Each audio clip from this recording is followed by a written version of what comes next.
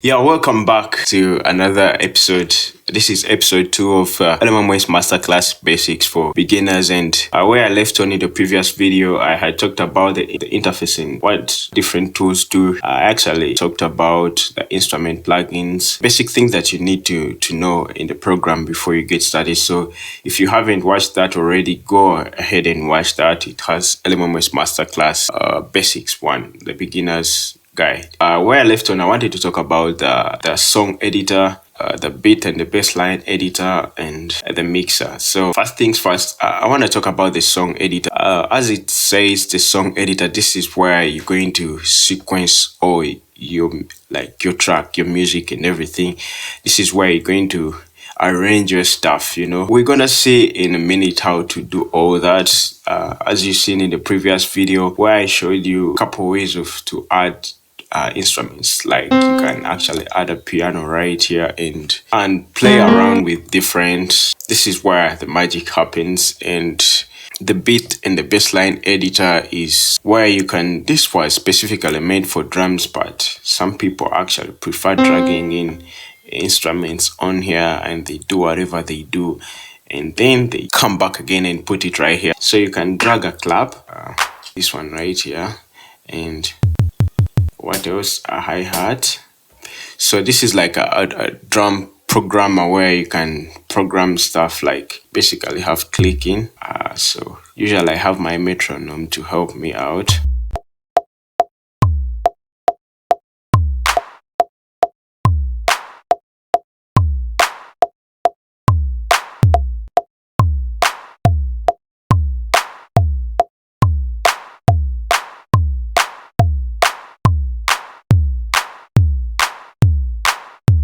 Alright, so I can add hi-hats as well. And another thing that I didn't mention is you can actually press here and open in the piano roll and do this kind of stuff, but that is not what I want to do. So I'll basically have this lined up. So if you're a total beginner, definitely as I told you earlier on in my previous video, that there's always a learning curve and you have to be willing to put in the effort and learn and trust the process. It is worth trying out because in the long run it's going to all make sense. So this is the volume where you can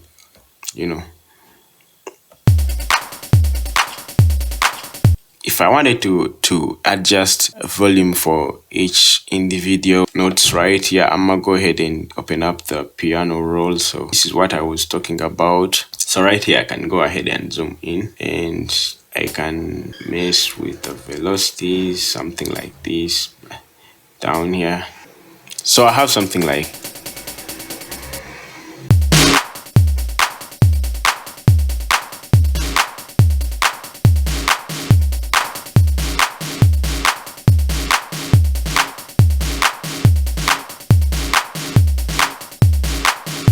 that's probably the worst drama sequence I've ever made. But yeah, after you making something right here on the beat and the bassline editor, you have to bring it down here on the song editor. And the way you can bring that up is just a single click right here. So this one right here represents all the sequence that is right here. So once I play it right here on the bassline editor, the good thing about this is like you can elongate.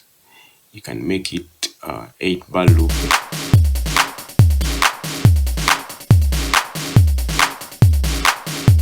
That is how you can transfer things from the beat and the bassline editor. And the good thing about this is you can actually add another one. So once you press right here and add another one, you see it adds up another sequence. So you can reprogram other stuff here and you bring them here. So I'm gonna try and create another pattern that I can later on bring onto here. We use a single click, so try and do maybe hip hop.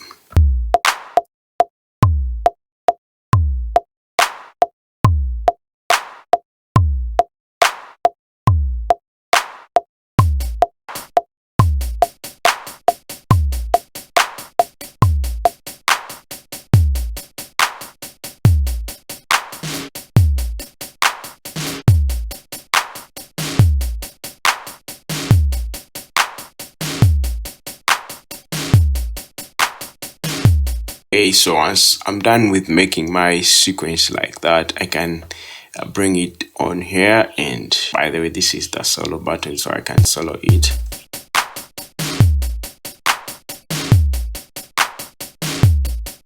So I do have different sequences and they can actually play all together.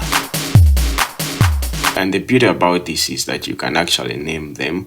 So I can actually double click here and I can name something like drum sequence 1, then I name this one drum sequence 2. So you can actually identify that, and you can actually go furthermore by changing color, something like can maybe put them to red. It has a different color, so you can easily identify that.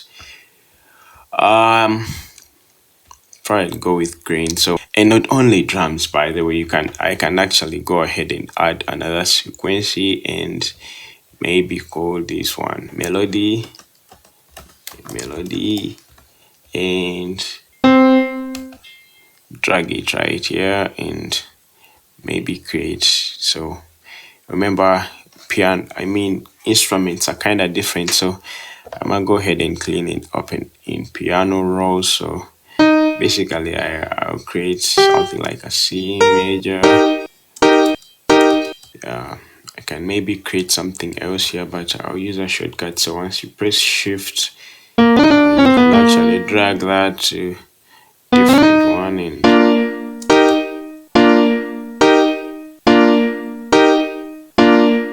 so I do have that one right there. So I'm gonna go ahead and press it right here, the melody. So this one right here represents all the MIDI information that's around there. So I'm gonna go ahead and change this color to blue, and I can maybe play it.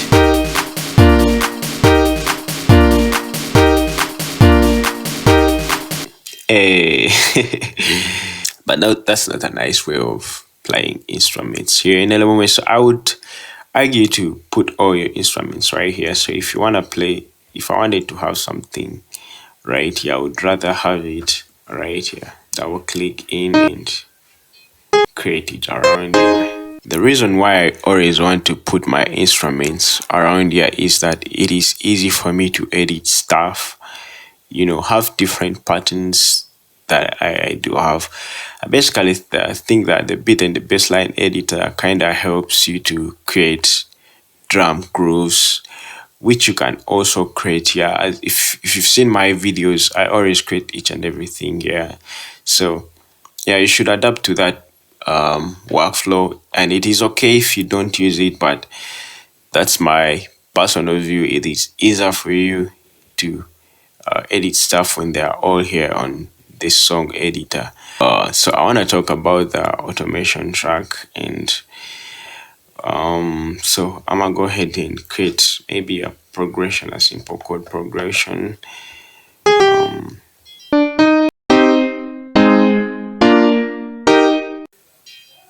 So that's a simple chord progression, and I want to demonstrate the automation track. So in order for you to use the automation track, you're actually going to click right here, and automation is like giving instructions to certain things to activate themselves at a certain time frame. So let's say I wanted the volume to change once it gets around here. So what I will do is to go here on volume and press Ctrl and drag that onto here. So once you double click it, it actually has this. So this is basically it's like the automation line that shows you that, hey, at this point the volume is this, and at this point, so let's say I say if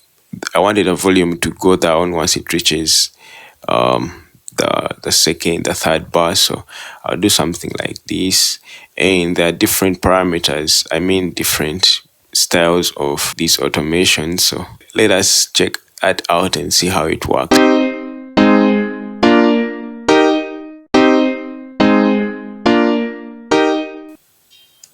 see the volume actually moves down. So to over exaggerate this, I'll go ahead and put this way down and have something like this.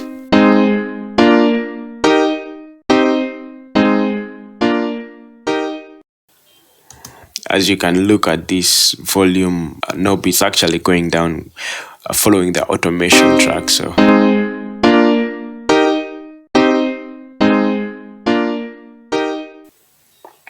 that is how you can automate stuff. And before I move on to the next level, there are certain things that I need to actually look at. Here in the song editor, I actually thought that they're pretty self-explanatory, but I think it is very important to talk about them, just like this one right here. It's like selecting multiple things together like this. And if you wanted to copy them over, you can use the control and, drag them right there and drag them instead of you actually having to drag, once it's on here, the draw mode, you can't actually move multiple stuff. You actually move one stuff. But once you got this and you select multiple stuff, you can actually move them all together. So yeah, and maybe the zoom, that one is pretty self-explanatory. You can zoom in and zoom out, and you can add an automation track. Remember, it's not only the volume that you can automate, you can actually automate other things like the EQ, multiple effects, and yeah. So I want to talk about the effects mixer just in a few. I want to be precise with this one as well. So alright, so it's playing through the master, but I want to give it a separate channel, so I can actually name this as the choir and choir. And so in order for me to route this in response with this one, I'm gonna go ahead and click in here. So right here at FX, I can actually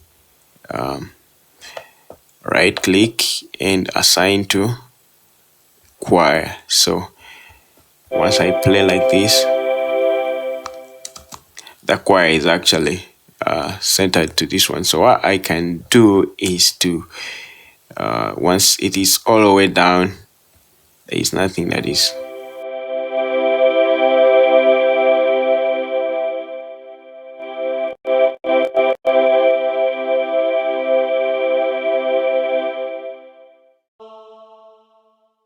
and I can add multiple channels. So let's say I added here another choir.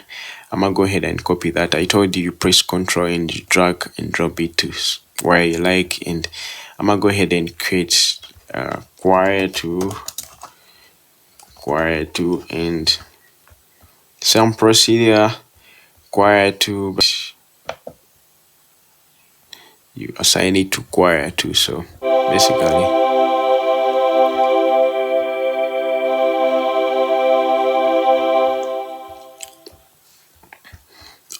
so which brings me to the panning stuff. So panning is like having sounds play in different directions. That is how basic I can explain it, but I can really show it to you practically. So once I pan this one to the left side,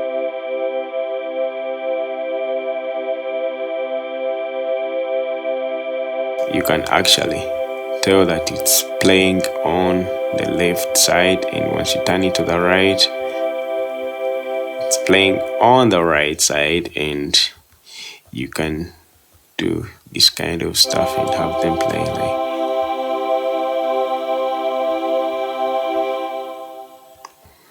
So panning is useful in mixing, if you have a lot going on in the center, music is sometimes it comes in stereo, so having things panned right and left can give space to the whole mix and track as well. So yeah, that is the panning tool, and which actually brings me to adding effects. So if you want to add effects in Lmms, there are two ways that you can do that. You can actually add it like when you press in here and go here to FX mixer, you can actually press here add effect, and you look up something like EQ, and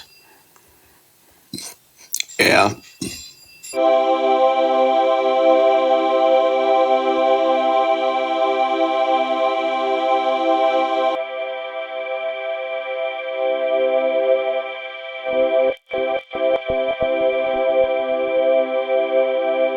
that is one way. And another way you can do that is actually add the effects right here on the FX mixer. So I have my choir playing, so I can go ahead and select choir and add effect, and I can add EQ as well, and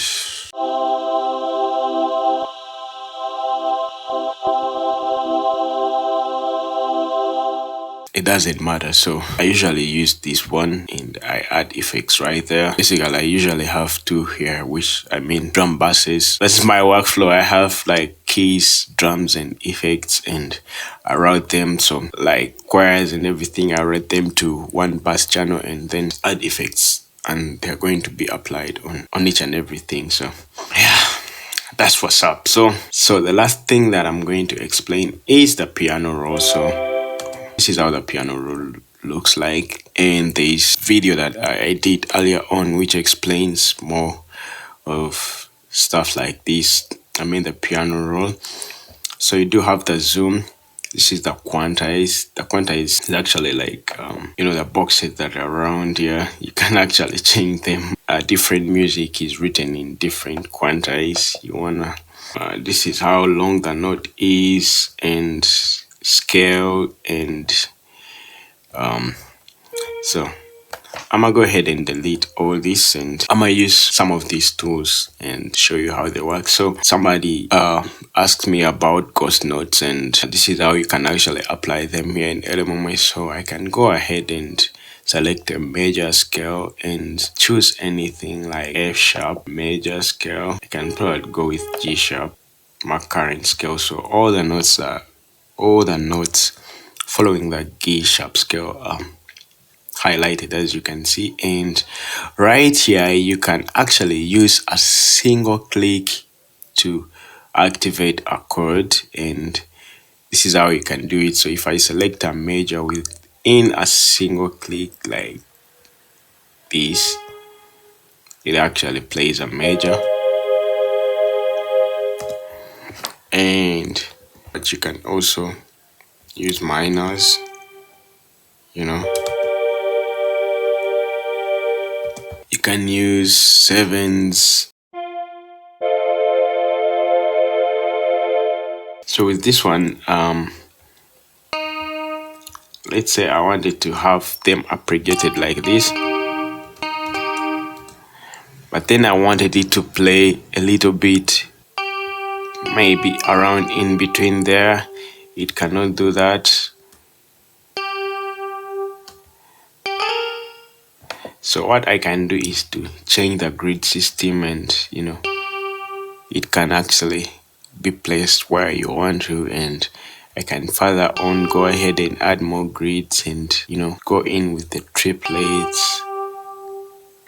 So that is more of the grid system. There's a video that talks about this, but I used hi-hats to explain this. So yeah, that is basically how you can use all these available tools to help you. And in the next video, I'm gonna go ahead and create a new song from scratch, and we're gonna be combining all the tools that we have learned, and yeah, we make the best out of them, and I'll probably make a pop song, because yeah, that's what's up. Hit the subscription button if you like this kind of content. It actually motivates me, keeps me going. But we're about to reach 2K, so see you in the next one.